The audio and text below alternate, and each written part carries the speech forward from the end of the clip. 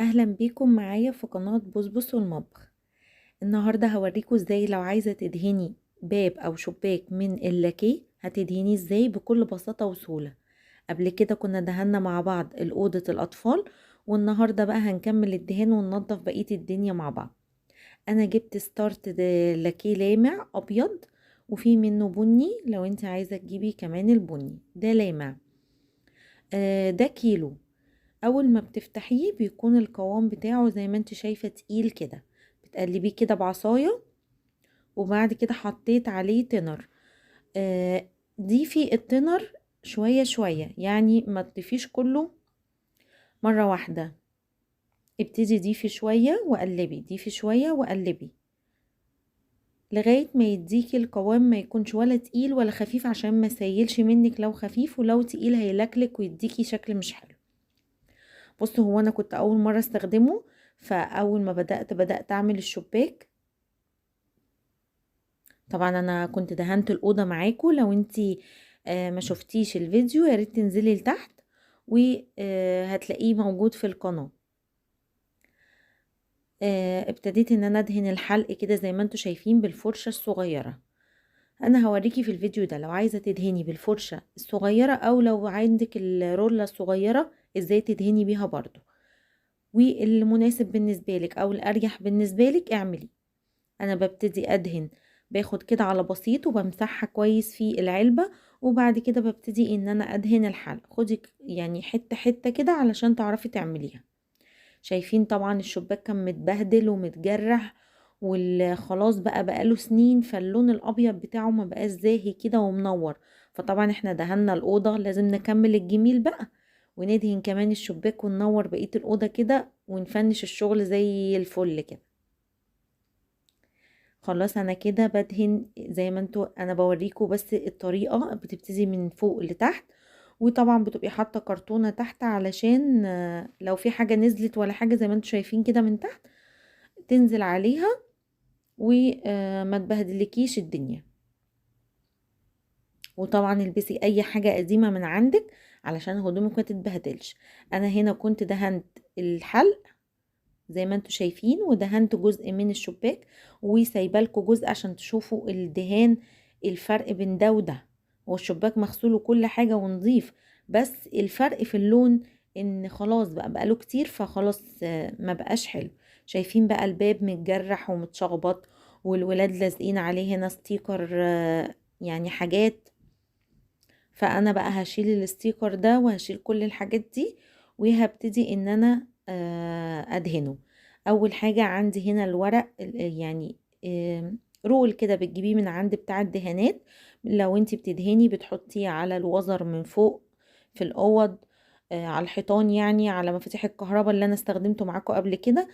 هغلب بس بيه الاكرة بتاعت الباب علشان ما تتبهدلش. قبل ما هشتغل خالص ببتدي ان انا اظبط الحاجات دي علشان ادهن بقى براحتي.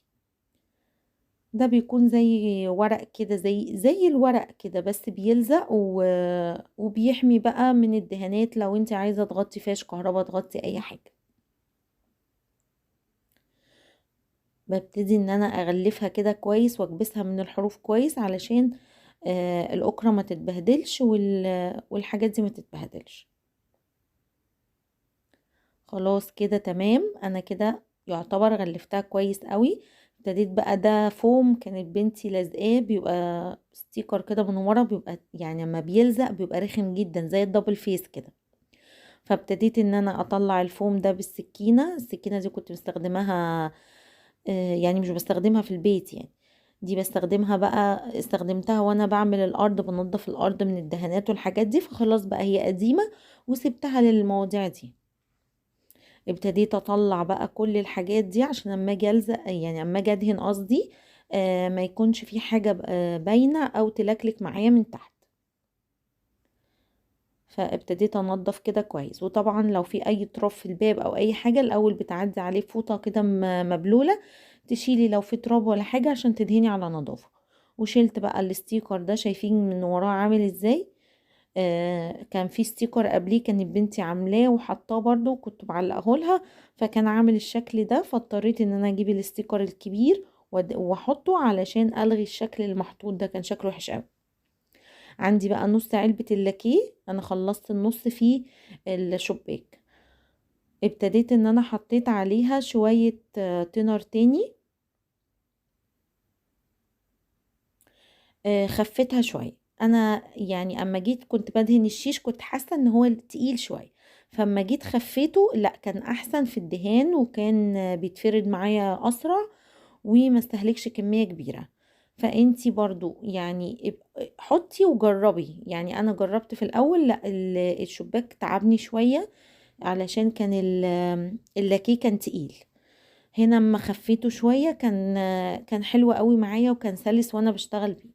ابتديت بقى ان انا اخد بالفرشة الاول، اخد الحتت اللي هي فيها فراغات دي، الزوايا دي وفيها فراغات كده، ابتديت ان انا اخدها الاول، وهوريكي هكمل بقى ازاي. ما تخافيش وانتي بتشتغلي، اشتغلي وهتعرفي، وما تقوليش مش هعرف اعمله هيبوظ، لا مش هيبوظ ولا حاجة، ولو باظ تقدري تداويه وهتقدري تعمليه. فما تخافيش من اي حاجة واشتغلي كده بقلب جامد. خلاص انا كده بصوا بوريكوا بس ان بالفرشة الصغيرة بفضل رايحة جاية، وما تعيديش على الحاجة كتير علشان بتبقى خلاص بقى ابتدت ان هي تنشف شوية. فما ما تعيديش عليها كتير عشان متبقاش ملكلكة. انتي بتبتدي تاخدي كده وتطلعي على فوق او من فوق لتحت اي حاجة، واهم حاجة بس ايه يعني شبعي كويس اوي الفراغات اللي من جوه دي علشان ما تبقاش منقرة. وبصفيها كده كويس وبعمل بيها. عندي بقى الرولة الصغيرة دي حلوة جدا جدا يا جماعة، انا كنت جايباها ب10 جنيه. حلوة قوي قوي، بتنجز بسرعة بتساوي كده السطح بطريقة احلى من الفرشة بكتير. بتساوي وبتدي نقرشة كده في الخشب، بجد حلوة قوي قوي. ف10 جنيه يعني مش حاجة، هاتيها وهتنجز معاكي اكتر. وكمان بعد ما تخلصي اغسليها بالتنر او انقعيها في التنر او جاز ونضفيها كويس، وتقدري تستخدميها في الدهانات في الحتت اللي بتبقى صغيرة كده. لو عندك مواسير غاز عايزة تعمليها بتنفع، يعني مش هتخسر. بصوا بقى بتفرش بسرعة ازاي، خدت جزء كبير ازاي، وبتداري حلو جدا جدا. وكمان مش ما بتستهلكش في اللاكيه زي الفرشة الصغيرة بتاخد كتير في اللاكيه.